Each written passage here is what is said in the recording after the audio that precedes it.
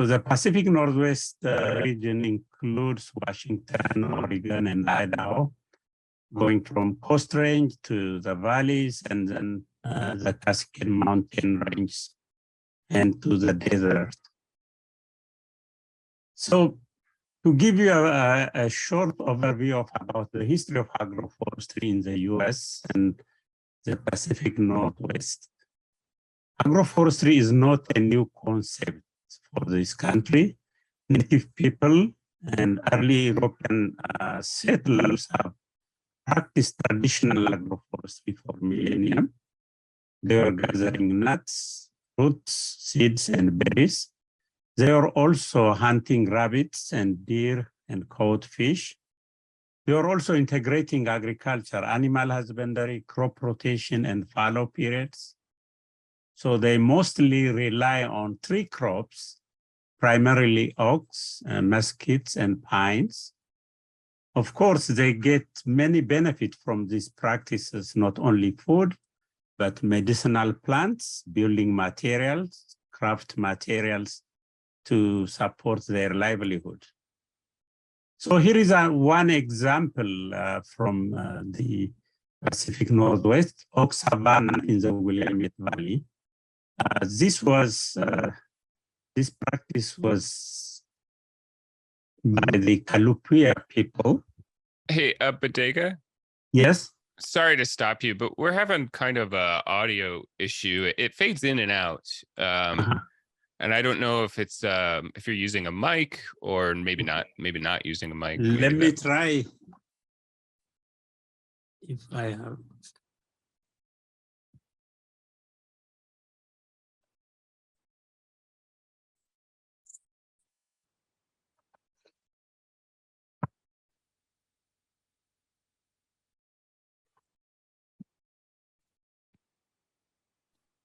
Hello? Yep, I think we can hear you. Can you hear me? Yes, that's much better. Okay. Perfect, thanks. You're welcome. So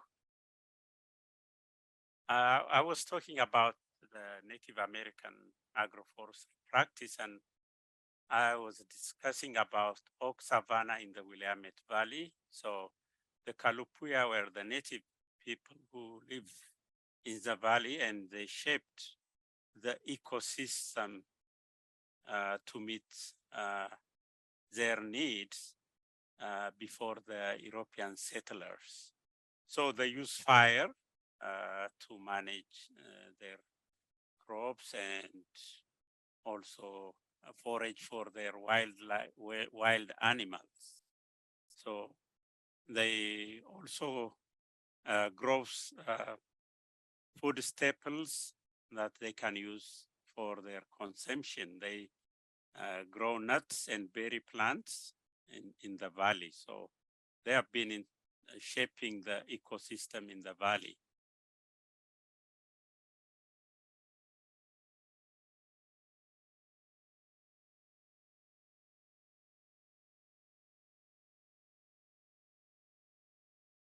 Yep. So let me go back. So another important point in agroforestry in the US, which helped us develop agroforestry, is the Great Depression of the 1930s has also contributed for development of agroforestry in the United States.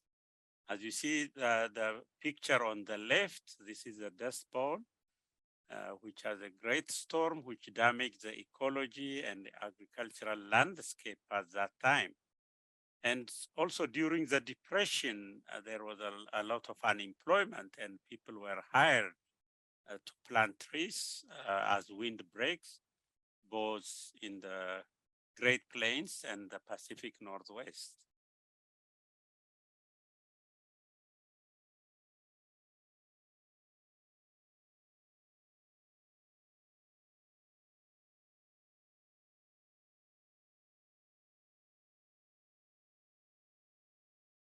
So when you see agroforestry development in the US, really, the science and practice of agroforestry has been advancing in mid-1980s. So agroforestry in general, the science of agroforestry started in early 70s in Africa, in the World Agroforestry Center. But in the US and the temperate region, it came mid-1980s. So in the US, the Association for Temperate Agroforestry, or AFTA, was established in 1989 to promote agroforestry science and practice. So if you look that, agroforestry was not institutionalized into the USDA concepts, philosophy, strategies, and programs until the mid-1990s. So coming to the Northwest, how the agriculture and the economy looks like. So in the Northwest, the agricultural economy contributes to 3% of the GDP. Crop and pasture lands comprise about 1/4 of Northwest land area. Farming and ranching has been way of life for generations. Wheat, they also produce wheat, potatoes, tree fruits, hazelnut, and vineyards. Livestock grazing and confined animal feeding is also the common practice.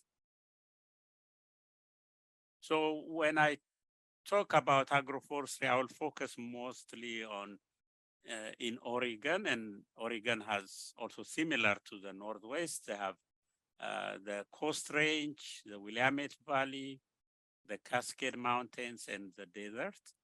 And here is the Willamette Valley where I did most of my work. So one of the riparian areas in the Willamette Valley, if you look the landscape, 50 plus years ago, the riparian areas were very wide, as you see, miles or two on both sides of the stream. But trees were removed to expand crop farming, commercial farming, cattle grazing along stream banks and caused erosion. Tree harvesting along stream banks. These are some of the challenge for agroforestry and tree planting. So with this background, I would like to discuss how does agroforestry help to overcome this problem. So before I go deep, I want to give you the definition of what is agroforestry. Agroforestry, as you see in the picture, this is crop production, and this is tree production or forest. So when you bring these two systems together, they create agroforestry. The name agro comes from agriculture and forestry from this. So when you combine the two systems, then agroforestry is created. So to look at in depth, it is the intentional combining of agriculture and working trees to create sustainable farming and ranching system. So when you say about agroforestry, it is intentional. You have to plan it ahead. So according to the USDA National Agroforestry Center, there are 5 types of agroforestry practices. Silvopasture, when you combine livestock production with tree production, that is silvopasture. When you plant trees to protect your farm or animals, homesteads, that is called windbreaks. When you plant trees along streams or lakes or water bodies, that's a riparian buffer. Also, when you have trees on farm, forest farming, when you grow mushrooms or ginsengs, when you practice that, that's forest farming. And the 5th type of agroforestry is alley cropping, when you have rows of trees and rows of crops in between. So in modern agriculture, you have to keep the width of the alley wider so that you can use machines, tractors in these places. So agroforestry is putting the right trees in the right place for the right purpose. So that is the general meaning of agroforestry. Also, agroforestry can be seen, it can combine or link private and public lands. It can connect rural and urban areas. So it has a green infrastructure as you see it in this diagram. So this is to support sustainable food, energy, and fiber production. Agroforestry can also play or help in climate change adaptation and mitigation. It sequesters carbon, reduce greenhouse gas emission. It can also reduce threats and enhance resilience of the system.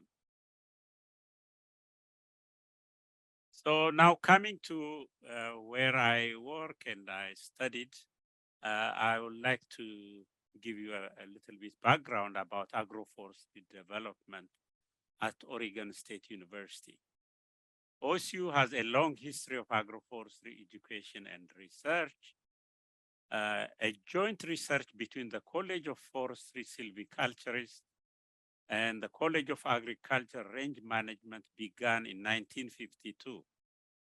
And the first international conference on foothills for food and forest was hosted by OSU in 1982. So there is a big history of agroforestry development at Oregon State University. So looking the agroforestry education, we train a young generation of agroforesters. The first agroforestry course was offered in 1984. And it was included in the general backcourse curriculum in 1986. So right now, at this time, undergraduate students study agroforestry as an option under the natural resource degree. And also graduate students can emphasize agroforestry within horticulture department, range management, forestry, and they can do their master's and PhD degrees. Currently, there are 3 agroforestry courses at OSU. This is the general cross-listed agroforestry course. This is an introduction to agroforestry. The second course is planning agroforestry project. Once a student took that basic course, they can do some planning projects for agroforestry.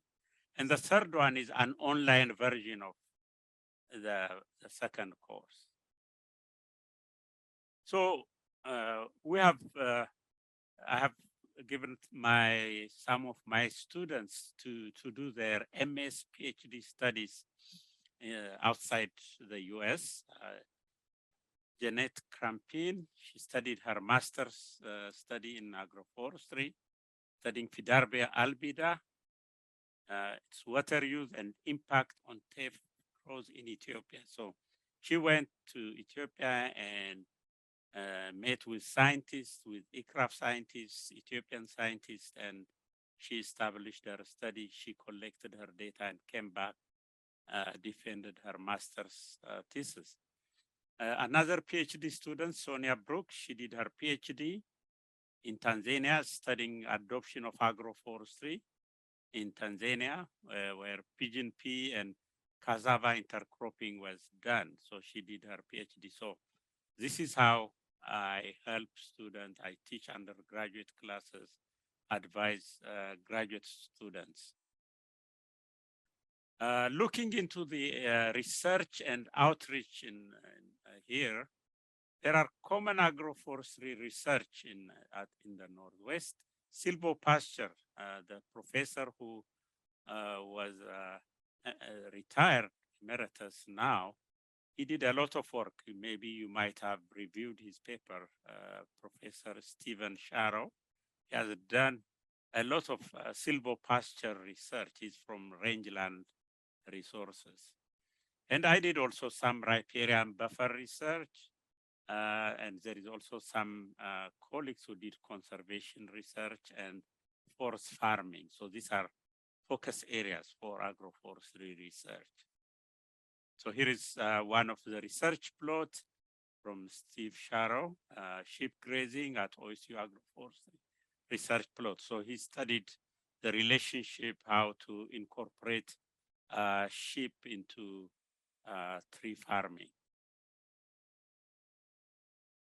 I conducted a riparian buffer research and demonstration by Oregon coast. And here you see a stream where it is really seriously damaged. You can see the river banks and lots of cattle grazing. So we took this area and planted trees, alder trees, and tried to manage this system. And here is after 5 years, this is alder tree. You can see we have rehabilitated the bank, and now there is a grass, there is no more erosion problem, and the trees are grown and they are shedding on the stream. And also you can bring in livestock once the forest is big, we can use the area for animal grazing. So this is another experiment. Another component of this work is outreach, that we bring landowners, mid-career professionals to see this demonstration site. And here is one example where we invite landowners, mid-career professionals to see if they want to establish riparian buffers. We also give workshop inside classrooms, we give lectures, and that's how we reach out to landowners. Now I will highlight some of the agroforestry practices in the Northwest. I don't want to go in detail, but to give you what is available. So for example, the USDA Forest Service, our colleagues, they studied forest farming. There is a publication now on ecology and management of commercially harvested chanterelle mushrooms. So this is a work done by David Pills. He's also a USDA Forest Service scientist. And also there are some work on Oregon culinary truffles. He's also the lead on this study. So there are many works done on agroforestry in the region. So Christmas tree farm is one of the major activities in the valley. And you can see farmers can grow grasses to feed their livestock. Or once the trees are bigger, they can bring the livestock to graze. So this is one agroforestry practice. There are also wild orange grapes, which can grow in the wild.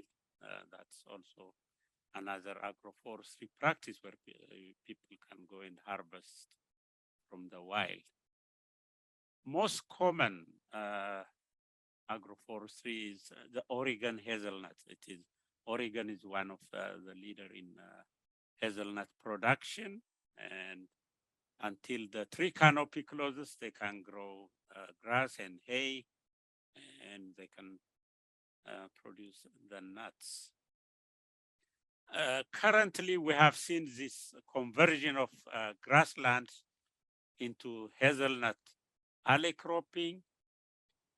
You can see a wider spacing, and farmers are growing maize. This alley cropping as one of the definitions of agroforestry. So until the tree canopy or the hazelnut canopy closes, landowners can can get additional product from their land.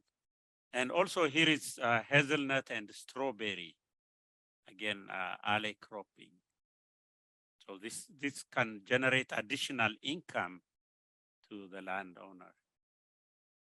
Hazelnut with cover crops is another practice that we see in the valley.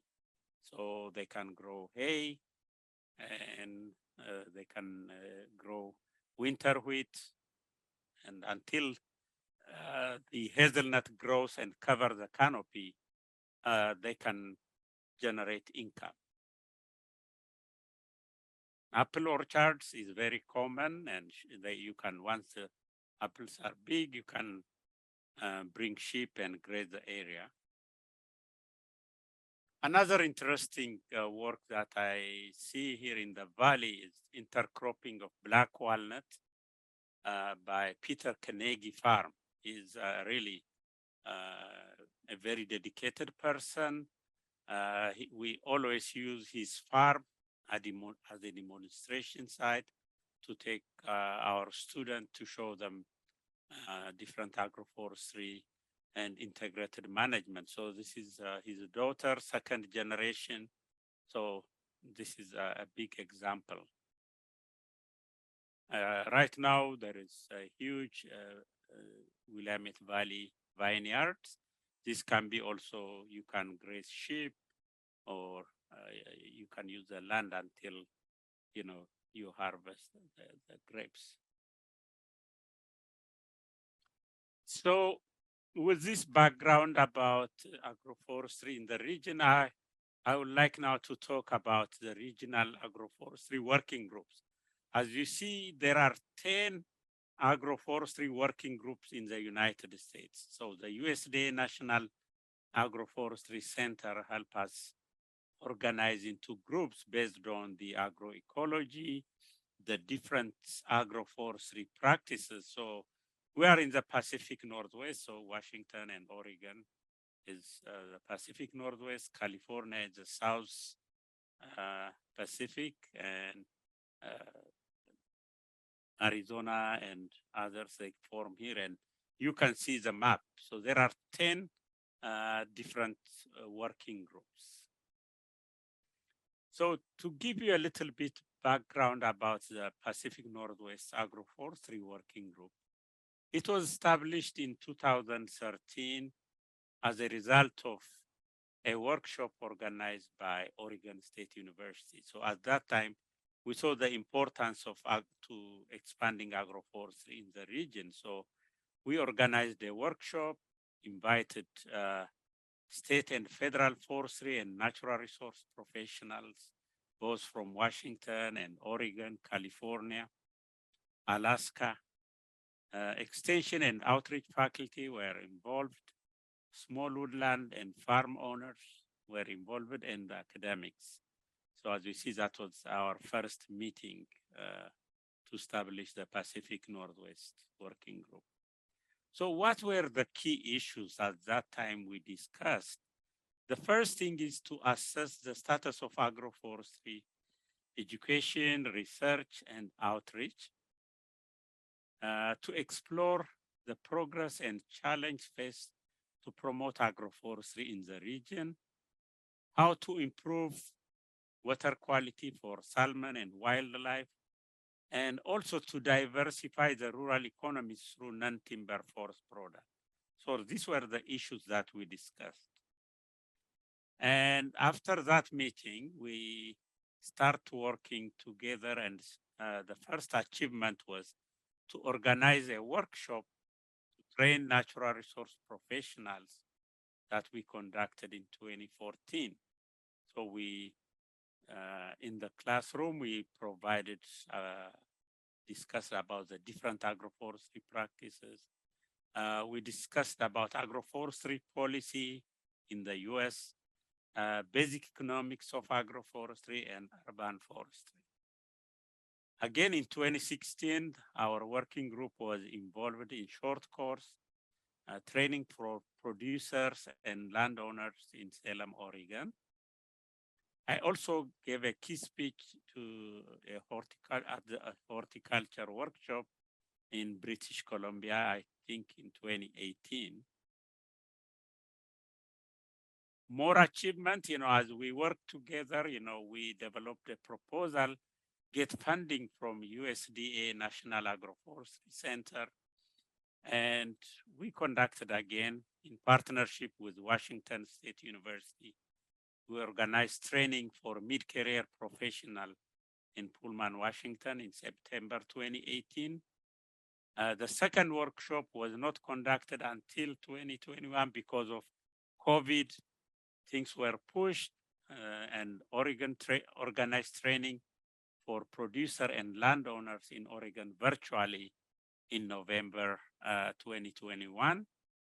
And finally, now we are wrapping up this project by developing a story map for Pacific Northwest tribal agroforestry with help from EcoTrust in Portland. So this will be released by the end of this week or next week. So the partners include Oregon State University, USDA National Agroforestry Center, Washington State University Extension, and EcoTrust. We have also some funding with Big Leaf Maple Project, which Eric Jones is the leader on this one. He's collaborating with you guys as well. So the main purpose of this project is to build a sustainable big leaf maple industry in Oregon. So this is funded by USDA Association for Marketing and Service, Agricultural Marketing Service, by involving landowners in this process. So this project will provide information, training, resource, and networking to expand awareness of big leaf maple in the region. And I'm also exploring the potential of big leaf maple system into agroforestry. So what is the current effort? What are the current efforts going on in the region? I think the working group is expanding to include core interdisciplinary group. I think Patrick is leading this effort where people are coming and registering their expertise. Patrick and Sonia, they put this list together. It's on our website. You can visit that. We want also to establish and identify agroforestry research and demonstration plots in Oregon and Washington. Increase landowner awareness of agroforestry options through workshops, seminars, and increase collaboration. What is really lacking now is collaboration with state, federal, and NGOs. So that's what is waiting ahead of us. Through this partnership or the Pacific Northwest Working Group, we also hosted the 16th North American Agroforestry Conference, which was held June 24 through 27 in Corvallis, Oregon at Oregon State University. The main theme of this conference was agroforestry for sustainable production and resilient landscapes. There were about 150 participants and 105 paper presentation and 32 poster presentation were held at that conference. And these are our sponsor who helped us get funding to conduct this successful national workshop. So I made also effort out of 105 papers presented. We did some selected papers. A special issue was published by the Agroforestry System. This is an international journal for agroforestry forum. So 18 articles were selected and published as volume 96. So you can visit the website. It's freely available. Agroforestry for sustainable production and resilient landscape. So this is one of the products from this national conference. I was also fortunate I received an award. I was president of AFTA from 2017 through 2019. So for outstanding and exemplary work in outreach and education, I have received AFTA award in 2019. So as we see, agroforestry has many benefits, both for environmental, economic, and social, but what are the limitations to expand agroforestry in the region? So One of the barriers is, as you know, trees-based conservation practice are hard to sell because trees stay on the farm for a longer period of time, and landowners are not convinced to change their agricultural land into agroforestry. Another reason which is hindering agroforestry development or adoption is it is unconventional, lacks recognition, and it cuts across different agencies like agriculture, forestry, livestock production. So it doesn't have its own home. Extension activities are also limited, disconnected, and minimally funded. And so institutional barriers in agriculture and forestry in the United States, even with our educational systems, it's very hard to bring these two disciplines together. So what are the opportunities to promote agroforestry in the region? I think we can do some additional work, regional and site-specific research and demonstration on the ecological and economic performance of the various agroforestry practices can be done. Research and demonstration may need to focus on site-specific adaptation to landowners and the benefits of riparian buffers and effective planning strategies need to be shared and implemented by landowners. And another additional opportunities, I think we have to study the long-term impacts of silvopasture and assess the benefits. One of my master students, she did economic analysis of silvopasture comparing North Carolina agroforestry practice with the Northwest. Cultural practices and harvesting of non-timber forest product should be assessed.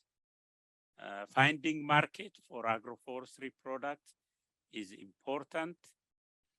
Also, providing training and technical information on agroforestry practices to landowners is very critical.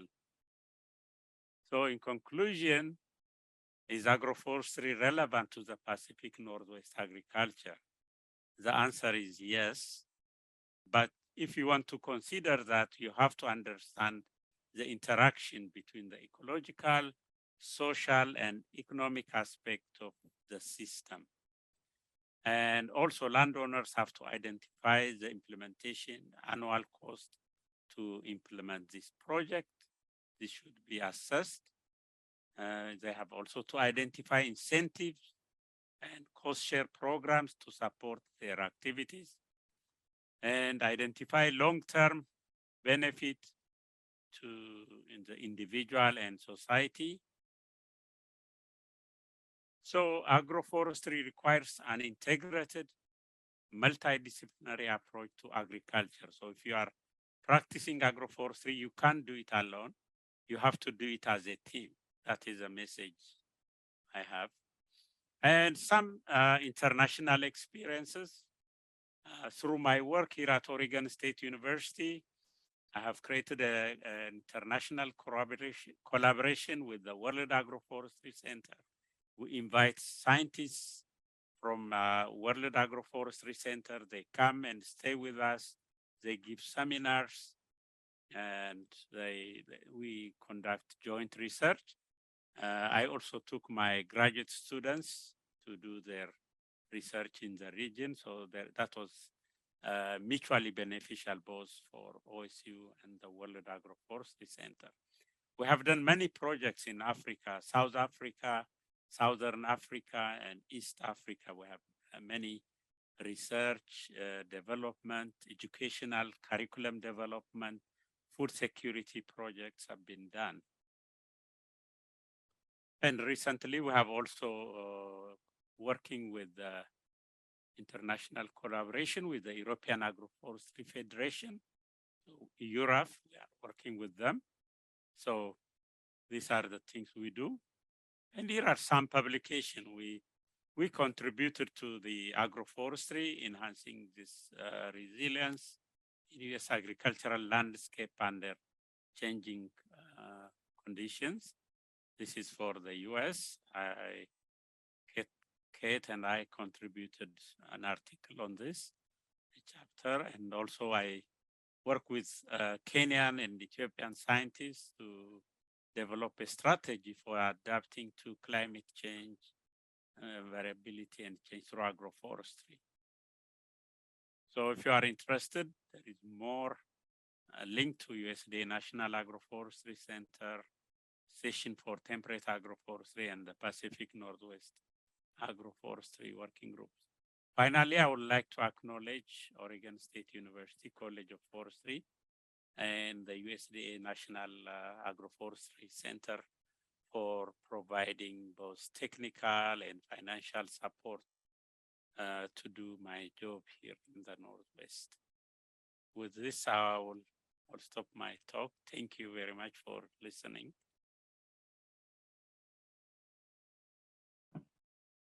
Thank you. Oh, go ahead, Patrick. Sorry. No, I was just, you go ahead. Well, thank you. Thank you very much for your talk. That was wonderful. I learned a lot, and I would love to open it up to everyone for any questions they might have. So we did have one in the chat from Sierra.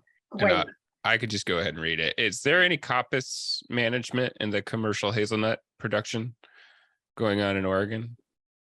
No, right now, few people are only practicing this, alley cropping. There is no coppicing practice because people, first we have to convince the landowners to accept this practice if it is working. Then the next step, as you said, is to develop the silvicultural techniques to coppice or other methods. But right now it is only on at a demonstration level. So what we are doing. Are there any resources available on that? I'm really interested in that system. Do they have any fact sheets, or is it still too early? It's still just demonstration opportunities. There is a hazelnut group here on campus, who are advising these big industries. I think you can connect with them and ask for some support, to do the research. Even you can go to USDA if they have some small funding.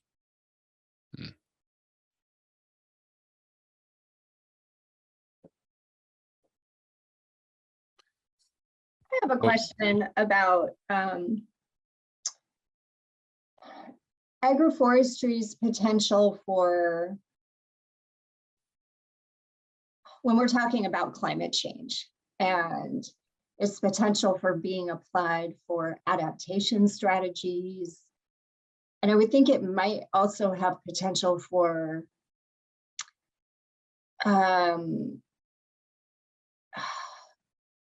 furthering collaboration between agencies, as you pointed out, was one of the challenges around agroforestry in the region. So yeah, do you have any thoughts on that?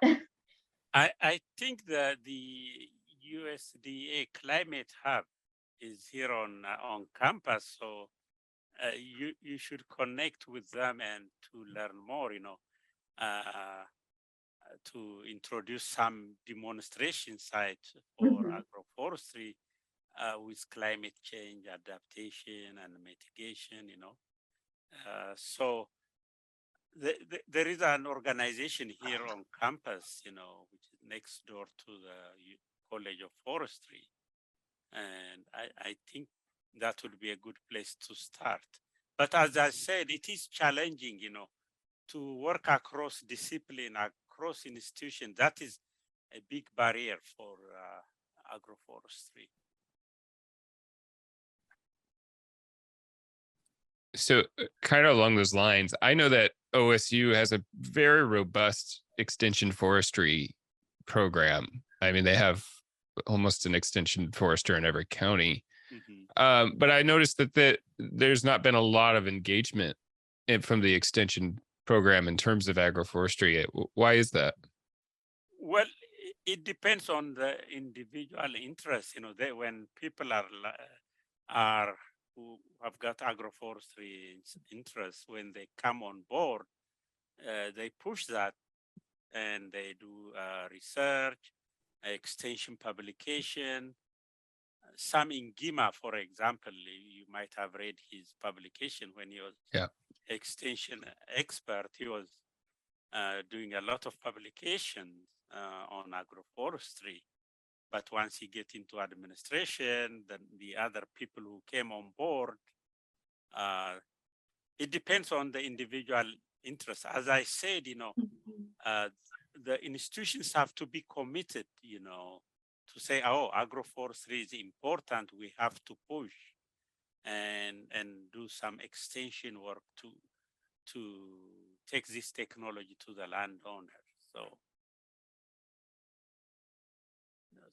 that's a huge problem. Even now, if you go to the Department of Ag and Department of Forestry, they don't talk. They are not exchanging information or collaborating. Like, let's say riparian management, where do you put it? Is it in Department of Ag or Department of Forestry, you know?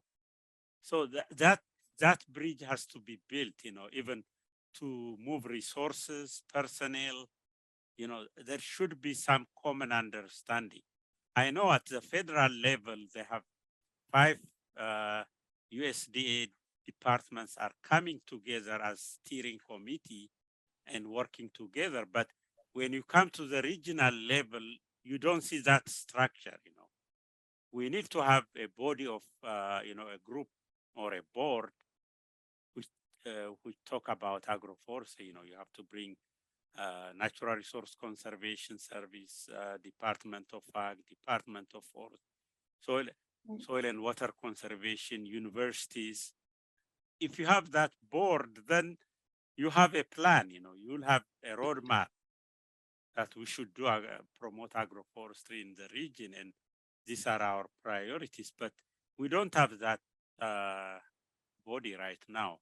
We have it at a federal level, but when you come down to the regional level, there is no communication between organizations.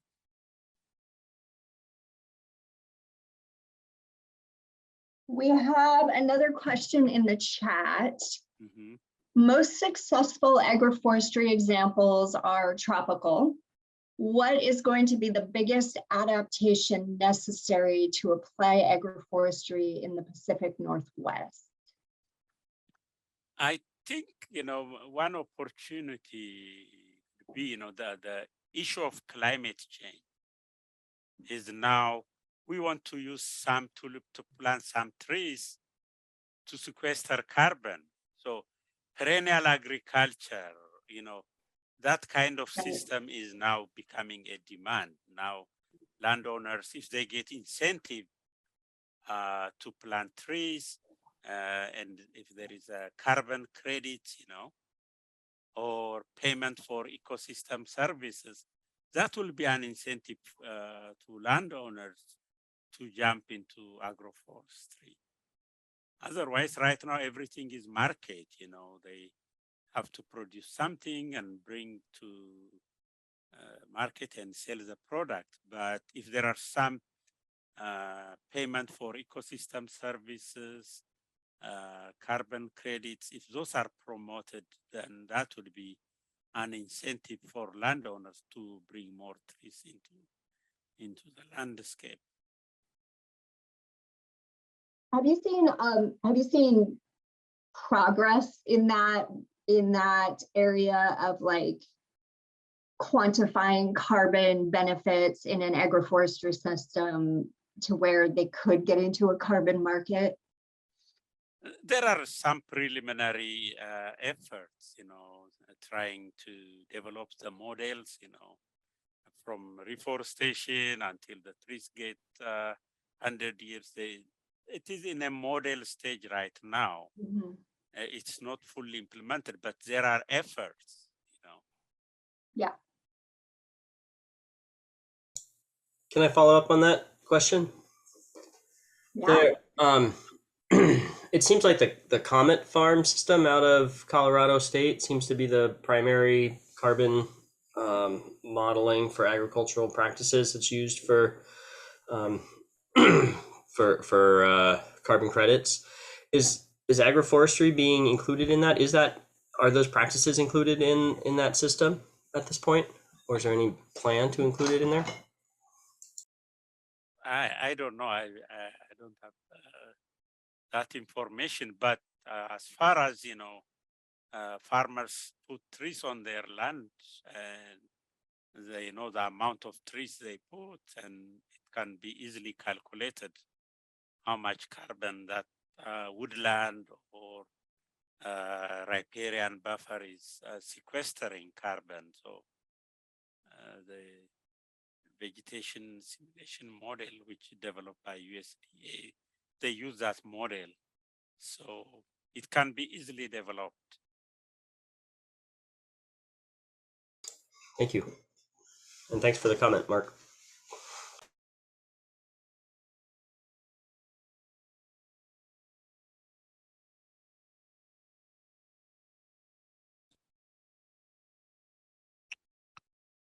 So there's another question in the chat, but before we get off the topic of sort of more international agroforestry, I'm just curious, Badege, in your experience working all over the world, why is agroforestry more successful in tropical regions? What are the different barriers to adoption there that are here? Is it because we're more industrially driven in terms of agriculture? I think I mentioned it in the barriers. These are the main reasons. In the tropics, in the first place, there are small landowners, 2 hectares or 3 hectares, which is 6 acres. And their farming system is they have to produce food crops, fruits, and other products from the same piece of land. But the US system or the European system, it's more commercially developed. So they want to have, how do you bring machineries, when you have trees on the farming system? You have to think systematically, where do you want to put the trees? For example, black walnut, in Missouri, they use it as alley cropping. But the spacing for that alley cropping has to be 4 or 5 folds, because you have to drive the tractor, to plow the land, if it's a crop, to harvest the crop, or hay. So you have to think that way. So farmers don't want to take that extra mile because it's additional work and they need a resource. But as I said in my answer on this climate change, if they get some credit, if they get some income from by planting trees on their farm, if they benefit, if they have some riparian buffers for payment for ecosystem services, if there are some incentives to landowners, then I think they can move on into this system. But right now, the US system is more specialized. Even in our education, we have agriculture and forestry as a separate institution. But if you see it on the landscape, when you drive through the valley, you see trees and agriculture, livestock together. So it needs a paradigm shift. We need to make that shift, but we are moving in the right direction. We have the national agroforestry policy right now. There are frameworks how we can promote agroforestry in the US. So I have seen it for the last 30 years. We have come a long ways here in the US. I would also add, Patrick, that just the sheer number of tree crops in the tropics are far surpass the temperate region. Thanks. Yeah, that's interesting. So we did have a question in the chat from Nick, and I'm not sure, Nick, if I'm understanding your question completely. So I'm wondering maybe you can hop on real quick and ask that. If you're still there.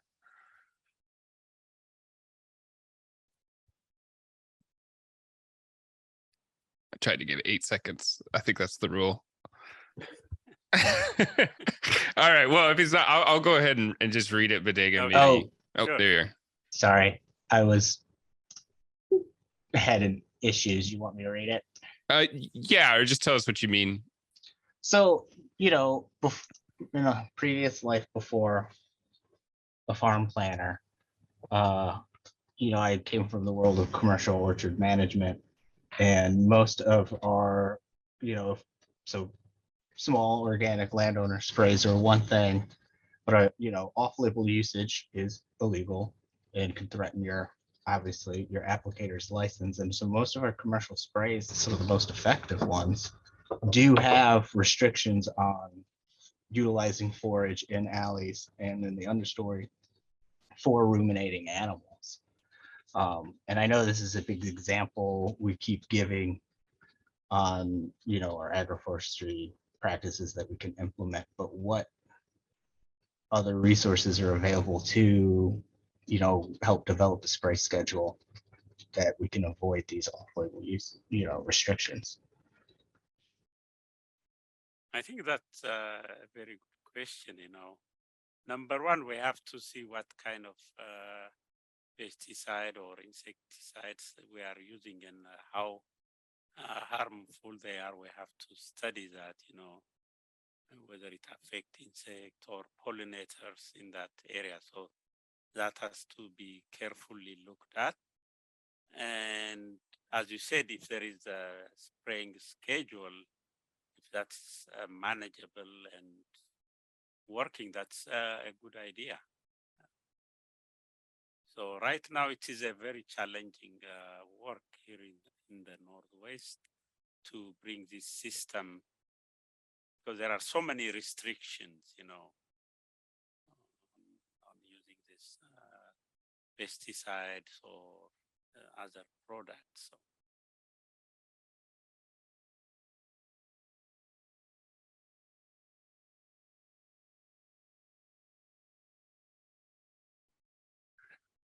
Well, does anybody else have any questions, thoughts, comments?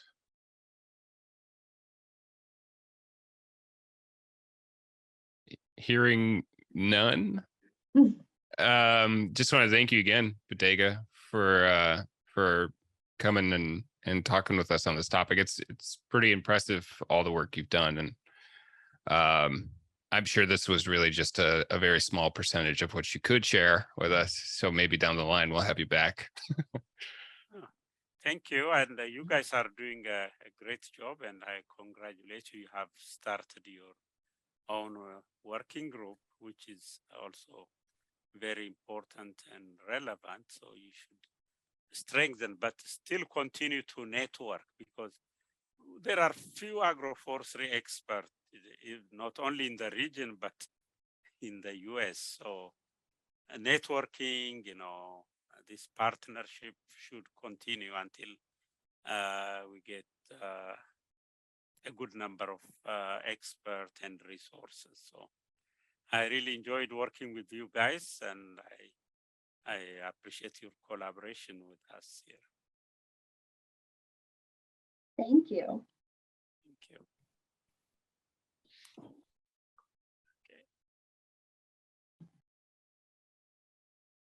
Okay. And Patrick, we're at time, I believe. Yes. Yeah, so thank you everyone for joining us. We will be having our next meeting in August.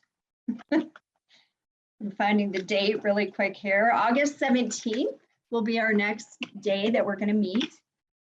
And I believe we're working through a few things, but I believe we are going to have Ava Stone talk to us next time about her research. Do you want to just give a real quick little statement, Ava, about that? Yeah, totally. Well, hi, everyone. My name's Ava. I'm a grad student at Western up in Bellingham, and I'm working with Carrie and some other folks on an agroforestry thesis. And I'm still waiting for clearance from my compliance officers, which is why I can't give a more detailed overview today. But my goal is to host sort of a focus group or group type interview at the next work group meeting to go over just hear from everyone's experience about adoption of agroforestry in Washington State specifically. I'm interested in kind of figuring out ways to overcome some of those hurdles that we heard about today and hearing about what barriers you all have faced or working with landholders you have faced, and then also what have been some of the successes and how have what are some of the main factors, I guess, that have led to those successes working with landholders. So really kind of diving into that question of like, how do we overcome these barriers and how do we convince folks to actually start adopting agroforestry at a wider scale. So that's sort of the gist of the research. I think the best option is going to be sending out the consent forms and kind of an overview of the research once I get my approval status, which should be coming in any day. So I'll send that out to Carrie or go through like the email group to get that information out to you. And then if people are interested in participating, hopefully you all can come to the next work group and we can just kind of dive into these questions and hear about everyone's experiences working with folks. So Right. that's the gist. Thank you, Ava. And what I do want to say what's great about Ava's research is she's really looking at the social aspects of agroforestry, which is another area that I think could use a lot of research, right? The social political aspects of agroforestry. So anyway, yeah, that is to come. And I believe Sierra said, hey, next time, maybe we can have some time to update each other on projects and things like that. Absolutely. Yeah, I think that would be great. Would love to do that. Yeah, I wonder if maybe we should do an hour and a half. I know people don't like long meetings, but it's hard to do a discussion and a talk and all, and then leave. It could be an optional last half hour to like do a regional update, maybe. I don't know how people feel about that. If they have to hop off at the hour, that's fine, but we can just round table it and update each other. Yeah, we've been toying with that. I kind of like that. And you guys can maybe give a thumbs up or something on what you think. But we've toyed around with an hour versus hour and a half, but I kind of like an hour with an optional half-hour extension at the end to kind of do a roundtable discussion, share context. Sound good? All right, that sounds like the way to go. I just have one other thing I want to add to. We really only have this speakers booked out to the next time. So if there are other things you want to hear about, let us know. We'll try to find a speaker. And, you know, there's not always going to be one available on the specific topic that you want necessarily, but it's good to know. We want this to be bottom up. This is a work group. So if you guys have ideas on what you want to hear about, we would do our best to recruit someone to come and talk on that. Or if you have an idea for a specific speaker, that's even better. Yeah. Yes, feel free to share all those ideas with us. And thanks to everyone for taking some time and joining us today. And special thank you to Professor Bishaw for being here and sharing with us too. Thank you for having me. Have a good day. Thank you, everyone. Okay, bye now.